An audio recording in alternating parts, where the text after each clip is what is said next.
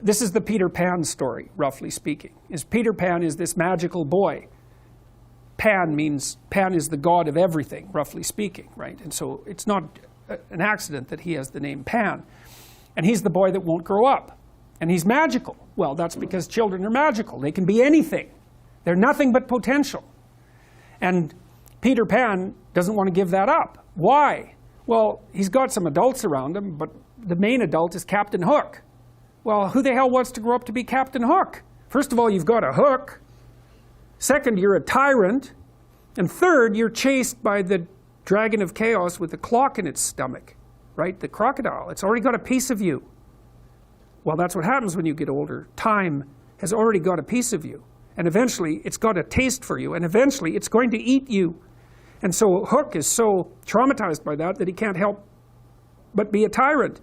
And then Peter Pan looks at traumatized Hook and says, well, no, I'm not sacrificing my childhood for that. So that's fine, except he ends up king of the Lost Boys. In Neverland, well, Neverland doesn't exist, and who the hell wants to be king of the Lost Boys?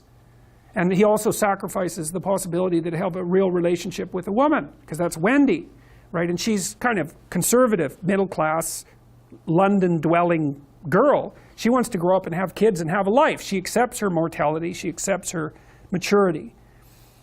Peter Pan has to content himself with Tinkerbell.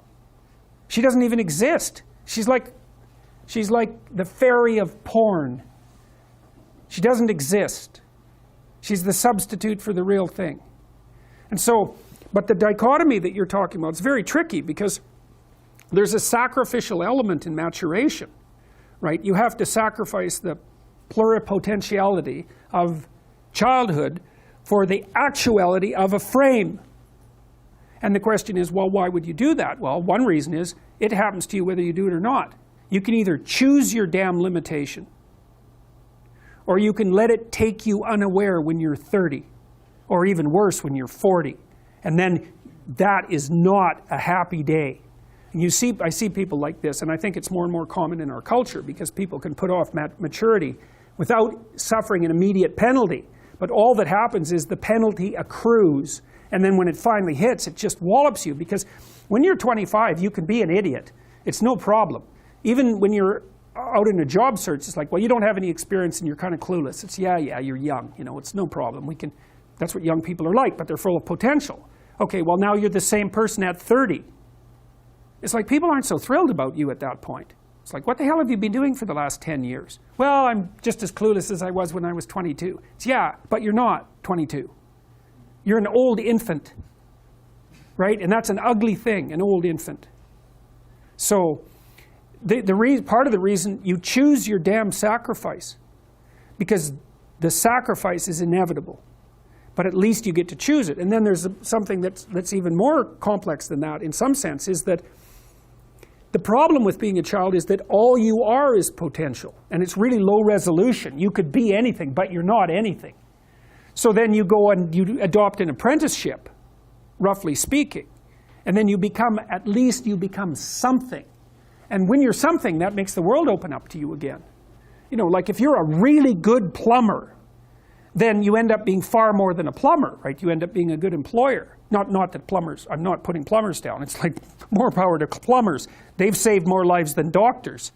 So, hygiene, right? So, you know, if you're a really good plumber, well, then you have some employees, you run a business, you train some other people, you enlarge their lives, you're kind of a pillar of the community, you have your family.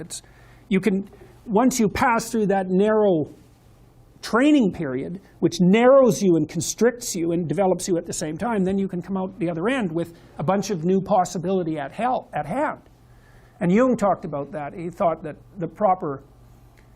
part of the proper path of development in the last half of life was to rediscover the child that you left behind as you were apprenticing. And so then you get to be something and regain that potential at the same time. Very, very smart. Well, he was very, very smart. So that's very wise thing to know. So, yep. Sacrifice. We'll talk more about that too. You get to pick your damn sacrifice. That's all. You don't get to not make one. You're sacrificial whether you want to be or not. That's a good thing to know as well. So even though it's rather, it's a rough thing to figure out. But other questions?